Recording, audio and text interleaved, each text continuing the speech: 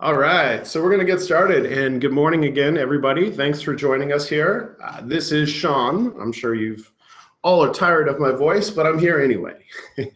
Want to thank everybody for joining us today for our second of our sessions around workflows and roles. So today we'll be going over how to both permit and limit access throughout the workflow of daily task influx by harnessing the power of workflow permissions. And we're going to go over guard instructions and how to get specific with granting or taking away access to your workflows. As always, if you should have any questions at any time during the session, please feel free to jot those down in the questions section. We'll be saving the last few minutes to address those questions, but feel free to enter in any questions that you have as you think of them. And with that, let's go ahead and get started. So in today's webinar session, we're going to be taking a look into a reminder on roles. So like a brief overview of how roles relate to workflows.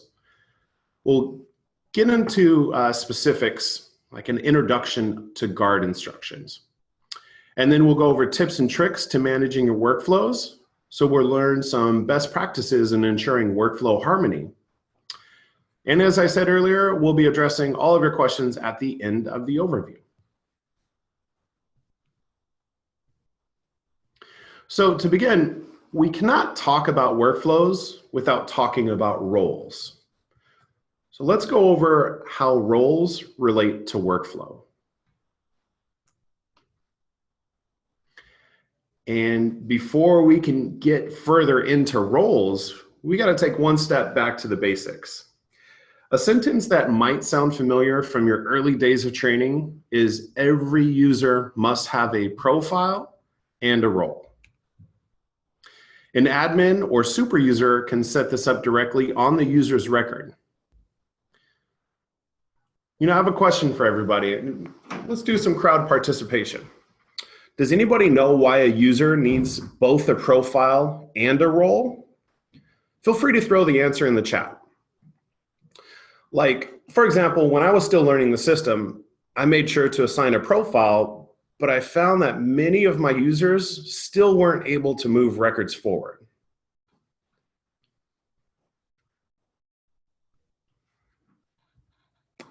Oh, got some, yeah, actually I see one here. Profiles define your permissions, while roles allow you to use those permissions. Need different access capabilities? Definitely. Great.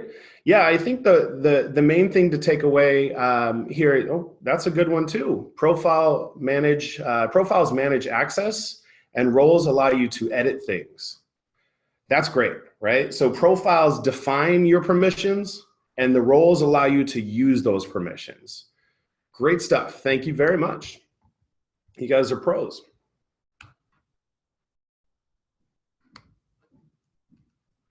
All right, so first we're going to take a look at user profiles. The user's profile is defined by the following three things. One, which portal the user sees. For example, the grantee would see the grantee portal and an employee would see the internal dashboard. The second is the user's global permissions. There's probably a whole other training just on global permissions. But this means anything from the ability to delete a grant to being able to view a payment.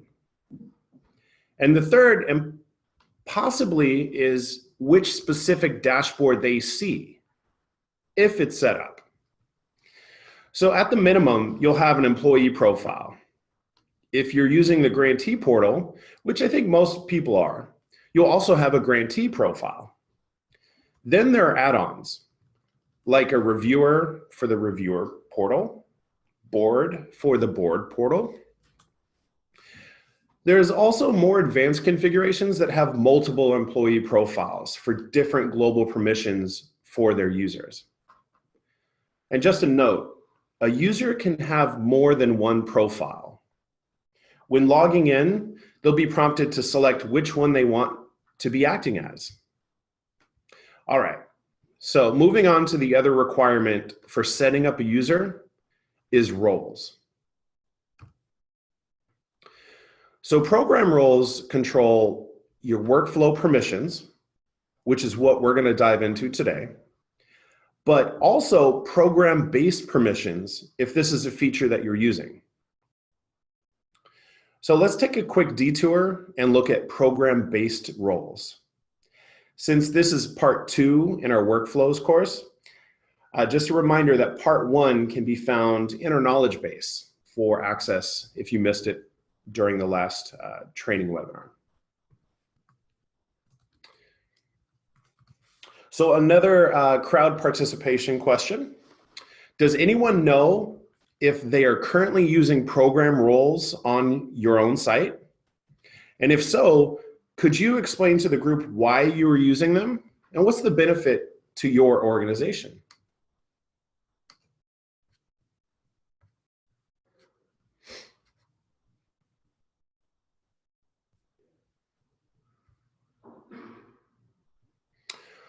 All right, well, I'm surprised that no one is using them. It's an awesome feature, but it's for the right situation. So if you haven't checked it out, take a look into that. It might provide you some great flexibility and control with what you're looking to do. All right, so program roles are used to limit the user's workflow permissions to only be for the programs that they are assigned. This is specifically linked to the program hierarchy. An example would be setting up someone as a program associate only for the program of environment. This user now will only have workflow buttons if the record at hand has been coded with the program of environment. If they're looking at that record and that is if they're looking at a record that is coded as arts and culture, they would not have access to the workflow buttons. If you remember this from our user setup, this user has the program roles of grants management staff, all programs. By selecting this, you are saying their program role is not specific to a program, but instead they will have workflow permissions for all records in the system when applicable for their role. Most clients that I've worked with are using the system in this way. They're harnessing the tenets of transparency, so everyone can see everything. Honesty, no one's going in to do something to a record that they're not supposed to, and ease of maintenance. And most often, don't even realize that they're choosing all programs. Now, one small caveat to the principle that every user must have a profile and role is if you have a user that is read-only, does not need to take any action on any workflow, and never needs to edit any record, they can be set up without a role. But everyone else must have one, including grantees, since they are usually an actor in the workflow. Okay, so now on to workflow permissions. The number one reason that users must have a role is to control workflow permissions. Take a look at the screen. These screenshots were taken within a few seconds of each other. You can see that both the same exact record have the same exact status. The only difference is who is logged in. On the left screen, the user who is logged in has the role of grants management staff. Notice they have a workflow button that says compliance complete. On the right-hand side of the screen, the user who is logged in has the role of executive director. Notice that they don't have any workflow button at all. The workflow state of compliance review is a moment in the workflow that the grants manager needs to review the documentation and perform due diligence. It is not a time for the executive director to approve the grant. That happens later on. And when it's in that state, we will not allow the grants manager to be able to go back and have a workflow button. And just a FYI here, admins and super users override role-based workflow permissions. So when you're logged in as an admin or a super user, you will see all of the workflow buttons. So this can get a little confusing as we move on to more complex workflows, but we'll get into that a little bit. So now that we've talked about programs and roles, let's finally get into the reason why that we're here, and that is workflows. So on the screen, we have an example of a basic workflow. Here we see a very linear, straightforward workflow. The left-hand column are the user roles. The pink boxes are the workflow states in the grant process. Based on the user roles we just reviewed, we have a sense of how this would work in Flux. If a user has the role of a program officer, they will have a workflow button when the request is in the workflow states that are aware or that are in this swim lane itself. So let's look at a more advanced workflow. And I gave it a simple example here with only one conditional workflow. But the principles that we're going to discuss can be applied to create a much more complex workflow if needed.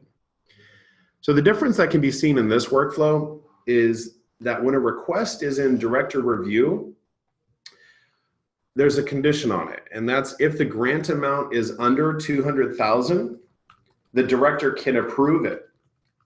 But if it's over $200,000, it needs to go to the president to review and approve.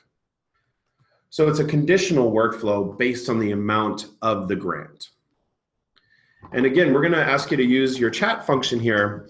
Is this scenario that any of you can relate to? What are some other conditions initiate a change in your current workflow?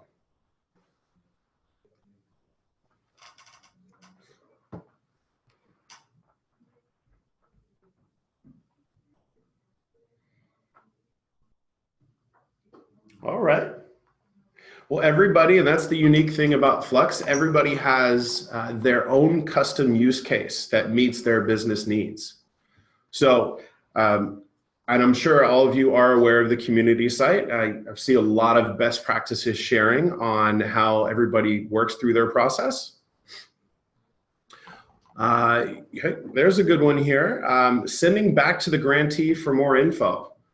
Yeah, I'm sure there's a lot of times that, you know, your grants manager, your program officer, whoever it may be, is reviewing a grant application. You're like, I need some clarification, or this is just flat out missing. You got to send it back to the grantee. Yeah, great. So how do we incorporate this business requirement into our configuration? And that is with the conditional workflow based on the amount. One option is to create two buttons that have different workflow states that they're going to. If we indicate on the button label what the expected result is, we can allow the user to select the correct path. On the left-hand side, we see the end user's view. One button says approve, and the other button says to president review. On the right-hand side, we see the configuration of the two buttons. The only configuration difference is the to state. Has anyone done this before? And if you have, what are your reactions to this option? Feel free to go ahead and use the chat to provide any insight and experience that you guys have.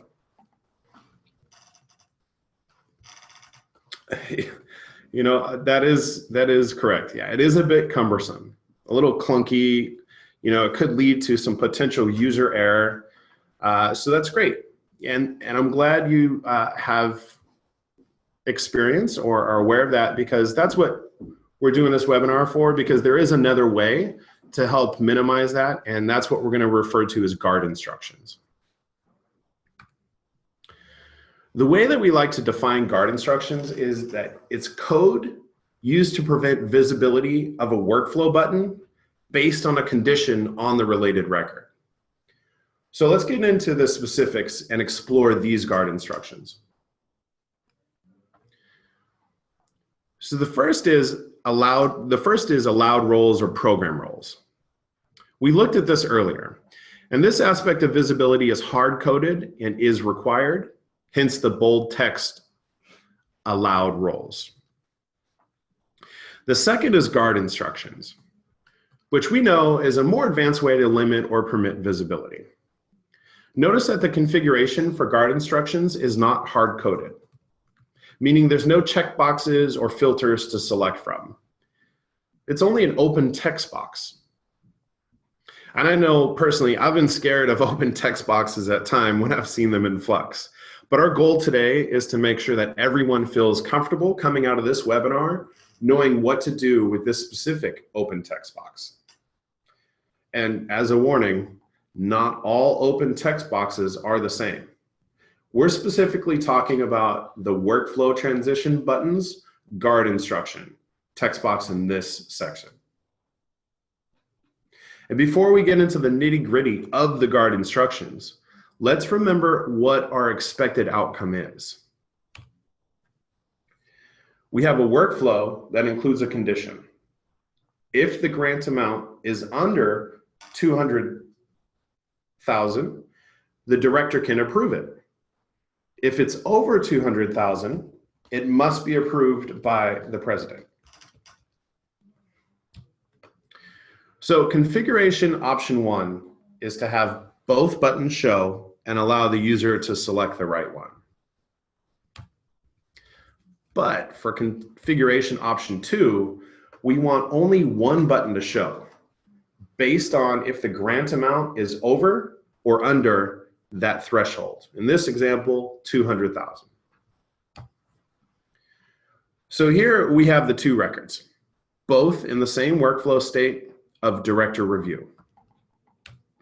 Logged in as the same program role, but the difference is the record on the left is for $199,999, and the record on the right is for a cool 200 large.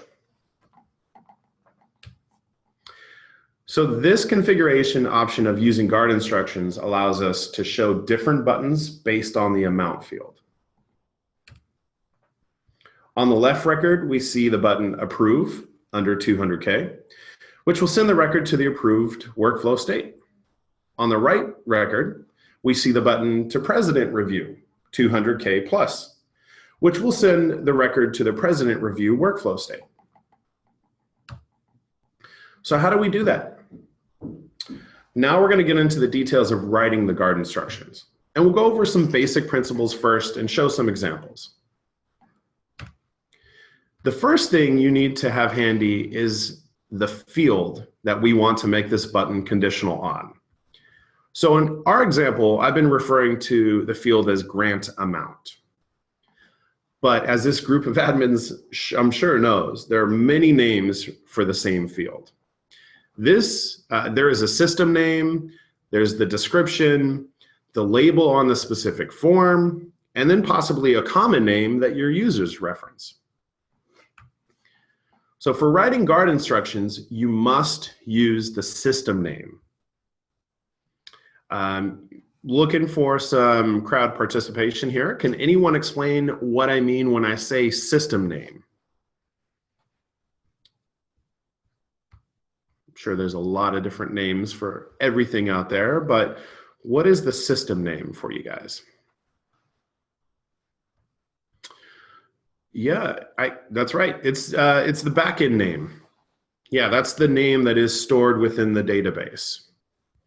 So that is great. Let's see here. We're going to review this again in the last topic, but a great tip for referencing your system name is either using the Flux glossary from the live reports, or if you're in the form builder and you click the little checkbox on the top labeled BEN, which is backend name, it'll reflect that system name or backend name for that particular label or field. So for our example, we're actually using the amount requested. Note that you need to insert model in front of the field. This is telling the system that the field we are referencing is on the same model that we are configuring. In this example, it's a grant request. So this model, this should be familiar to those who have been involved in our advanced liquid code trainings. And the second thing we need to know is what the condition is. For example, do we want to show this button if amount requested is equal to something, not equal to something, more than something, or less than something?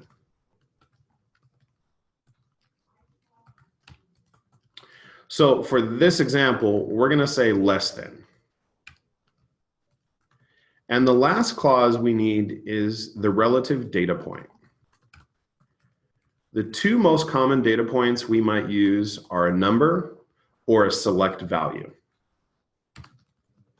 For this example, we're going to use 200,000. So now we have a complete guard instruction that reads model.amount underscore requested is less than 200,000. We know this means show this workflow button if the amount requested is less than $200,000. So our first button will have the statement model.amount underscore recommended equals less than 200,000. And our second button will have the statement model.amount underscore recommended is less than 200,000. So let's see what the configuration looks like.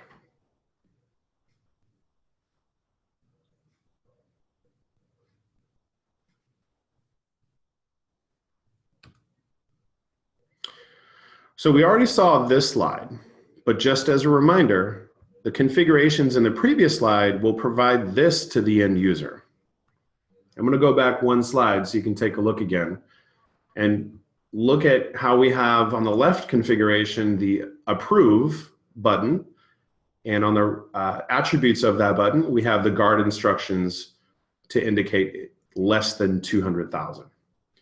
On the right hand side, the button 2 is highlighted and we have the configurations to show greater than or equals to 200,000.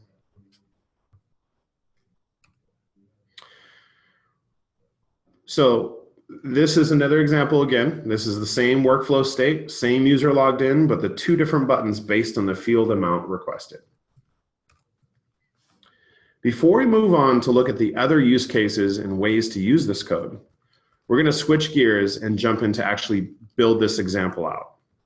So for those who are following along and have their admin panel open, you'll go ahead and click on the workflows on the left-hand side.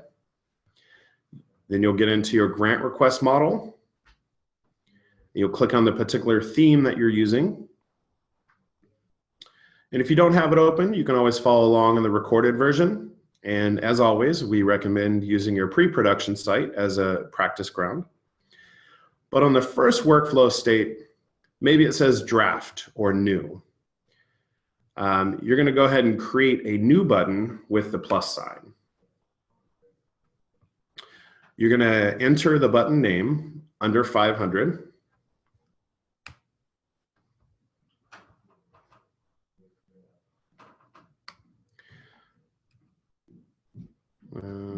You're going to select the to state.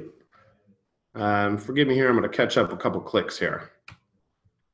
So that was accessing the workflow, the model type, the theme. Then we go into our first state here that we see, and we're going to add the plus sign. And then that's where we're going to enter the button name. In this example, we've given it under 500. Then we're going to select the to state. That's any state, doesn't matter for this particular exercise. We're going to select an allowed role. Again, doesn't matter, you can choose any of them for this exercise, and as an admin, it overrides the role anyway. But now we're going to get into the guard instructions. So similar to the example we did together, you can enter, for this case, model.amount underscore requested is less than 500. And as always, you have to save your work, otherwise it was all for naught. So we're going to do the whole thing again, with a second button. So you would follow the same process. You're going to create a new button using the plus sign in the same workflow state as you did the other one. You're going to enter the button name of 500 or over. You're going to select the to state, the allowed role, and then enter the guard instructions. So it's, again, very similar to the other one, but the difference is that greater than or equal to 500. And as always, save your work. So now we're going to get into some valuable tips and tricks to manage your workflows like a pro. The first tip that we mentioned earlier is regarding the live reports called the Flux Glossary report. This is an output of all the fields in your Flux database. It is extremely helpful when referencing a system name like we do for the guard instructions. In the live reports card, you'd select the one called Flux System Glossary and then choose the model type to include. Often we'll do just one at a time, but there's nothing preventing you from selecting more than one if it's relevant and helpful for you. This is an example of what you'll see on the output of the report. You'll see that column B is the field name, which is the system name. And column C is the label that it has on the form where it is configured. What you'll see in column D is where it's actually being used.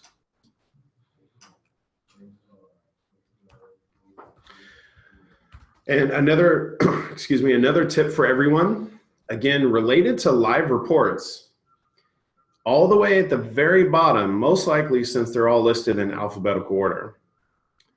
And that one, when you get to it, it's called the workflow report. When you click on that to initiate it, you'll get a menu that is asking which workflow do you want to generate the report for. The options will be listed by model and theme name. In this particular screenshot, the model is grant request, and the theme we'll generate the report on is called new base template. Then you just click on view document. An Excel report will download onto your computer, and this is a great report for documenting the workflow design, sharing it with others, and having a point of reference for what the workflow is at a certain state. A good practice could be to generate this report whenever you make a change to the workflow and saving it to an archive folder, in case if you ever wanted to go back and reference the changes over time. There's a lot of things going on with this report, but mostly what I wanted to draw your attention to is column M, as in Mary. We have it annotated here on the screen, and that's where any guard instructions will be listed. If I'm ever working on a new site that I'm not familiar with, I'll usually run this report to get a quick insight into what's going on within the workflow. It is much, much easier than clicking on every button in the workflow to see if there is any guard instructions hiding within the configuration. I mentioned this tip earlier in past webinars. This really applies to any building that you're doing. In the form builder or workflow, I always keep two tabs open in my browser, both logged in as an admin. One is in the admin panel, where I'm making changes and doing my work. And the other one is the internal dashboard, where I can see the changes that I'm making simply by refreshing the card. And don't forget, your browser knows who's logged in across all your tabs, which means you could be logged into two tabs as the same user and it won't cause a problem. That just makes it so much quicker than having to close the admin panel, wait for it to close, wait for your dashboard to load with all your cards. Having the two different tabs allows you to quickly jump from one to the other, do a card refresh to see your changes take place. Another helpful tool, which is related to workflows, is called workflow groups. It's a relatively newer feature, which is why we wanted to bring it up in this session. This functionality is to make filtering cards easier from the end user's perspective within the dashboard. To configure this, it's all in the admin panel. You're going to go to your workflow section. Then you're going to click on the model that you're working with, like your grant request. Then on the top tabs, there's going to be a new tab called Workflow Groups. If you click on this, you'll see a list of already configured workflow groups. You have the ability to create a new one with the buttons on the bottom. You would simply just add a name for the workflow group that an end user will be able to recognize. And then select which workflow states should be part of this group. So for example, if there are sets of workflow states that you know are always being filtered for, and it would be helpful if they were bundled together, this is the tool for you. And one last thing that you must do, yep, you got it, save your work. So after you've created the workflow groups, you'll also need to add the workflow group filter to the filter configuration. So for that, you'll start in the admin panel on your forms, and then you'll go to select your model. Within that model, we're using the grant request. You're going to click on the filter. And then once you're in the filter, you're going to click on the form builder. You're going to add a component, which is the workflow group filter. And then you just have to save it, and you're all set. And what does it all look like to the end user? Well, first of all, let's see what they currently need when they're filtering for a card. And you see on the screen our before filter. The user has to select all like 6 different workflow states that have to be included on this particular card. Now, with the workflow groups, they only have to select the workflow group that you've configured for them. This could be especially helpful for creating dashboard for end users, as well as the grantee portal dashboard. The last thing that I wanted to remind you of is the workflow permissions are closely related to editing permissions. And what this means is that only when a user has a workflow button on a specific record's workflow state will they be able to edit that record. If you see in the screenshot, the user does not have an edit button. It's because they do not have a workflow button at this time. Don't forget that workflow buttons also control edit permissions. So if the user has a workflow button in their swim lane, that is what allows them to edit the record.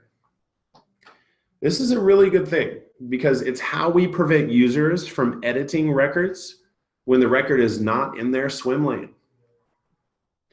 But I bring it up now related to your new tool of guard instructions.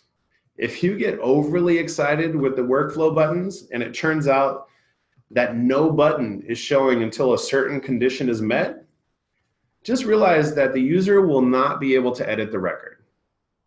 And for that reason, you should add conditional workflows with guard instructions based only on the fields that were required earlier on in the workflow. That way the user does not get blocked without edit rights. All right, that was a long one. We're going to pretty much wrap it up for the overview portion of today's webinar. But now we're going to get into some of the Q&A questions that you guys have sent in. So first, let's take a look here. We have a question. Can you have multiple conditions? Example, the amount is over 200,000 and it's a grant from a particular user for one button. So that's a great question. We gave the example of one conditional option on a button, but you can have multiple conditions in that same guard instruction box to really get as specific as you need to for your process and how your whole flow works. Great question. All right, let's see. Ooh, we have another good one here. What does suppress validation mean or do? So the suppress validation, this will make it so the record can move through the workflow without being required or without the required fields filled in. So if you have a field that you've marked as required on your form builder, having the suppress validation enabled, it'll allow it to move it through that workflow without those fields being filled in. Great questions. Let's see what else we have here. We have one here for conditions. Why do we have to use equals equals instead of just one equal sign? That's a great question. And the double equals translates to a compare. So a single equal sign means assignment. Because of the way that guard instructions work for the workflow, a double equals needs to be used because it's only designed to be a check. Assignments use a single equal sign, assignments using a single equal sign should be reversed for code blocks, like before validate and after enter in regards to the workflows. Great question. We have a good one here. How do categories play into workflows? You know, that is a great question. We really have a pretty good article in our knowledge base under workflow categories that will help shed some light on this. But from a high level, workflow categories drive certain behaviors and determine the action the state will take for the model type, whether it will move forward internally or be sent out for external review or become a grant. If you'd like, you can always let us know in the training webinar topic in our community link if this is a topic you'd like to have a training webinar built around. Great questions. Yeah, this is always good. How do I know if my guard instructions are working and they're set up properly? You know, as always, you can use your pre-production site to test out your changes first. That way it doesn't affect any live records or impede the workflow process or any deadlines that need to be met. Just take your test record that you're working with and adjust the field's value to be over the threshold of that guard instruction that you put. And then move it through the workflow to ensure it follows your expected behavior. If it works there, then reset that record state and the field's value to see if it moves through the workflow as expected based on your changes there. Great questions.